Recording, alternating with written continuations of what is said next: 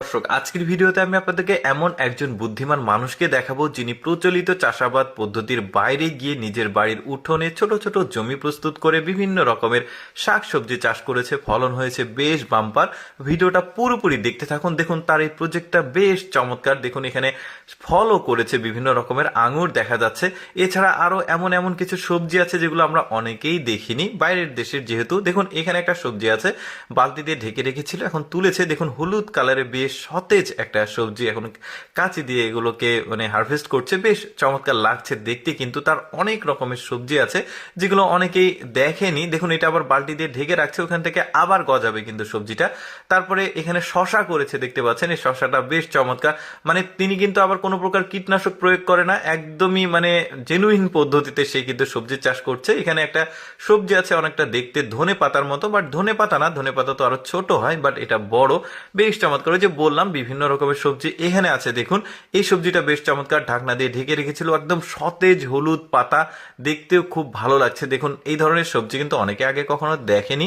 আমি নিজেও কিন্তু আপনাদের সাথে অনেক নতুন নতুন কিছু এক্সপিরিয়েন্স করছি আপনাদের দেখাতে গিয়ে। বেশ দারুণ এই যে সতেজ পাতাটা, এটা আবার ঢেকে রাখলো, ওখান থেকে আবারও হবে। আরো সামনে গিয়ে দেখুন এখানে আবার তার একটা মুরগির ফার্ম আছে, বেশ চমৎকার। এখানে ডিম হারভেস্ট করছে, কি চমৎকার। ওই যে বললাম যে আসলে এই লোকটা বুদ্ধিমান লোক, তবে এদেরকে আবার খাবার দেয় একদম প্রাকৃতিক।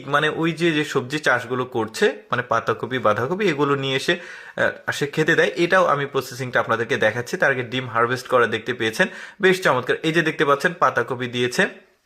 এই পাতাকপিগুলোর যে সতেজ পাতা সেগুলোকে আগে ছিঁড়ে নিচ্ছে, তারপরে ব্লেন্ডার নিয়ে এসেছে, ব্লেন্ডারের মধ্যে পাতাগুলো দিয়ে ব্লেন্ড করে একদম কুচি কুচি করেছে।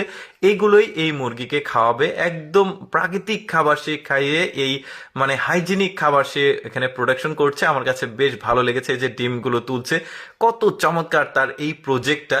অনেকে কিন্তু অনুপ্রাণিত হবে এই ধরনের কোনো কিছু করার জন্য।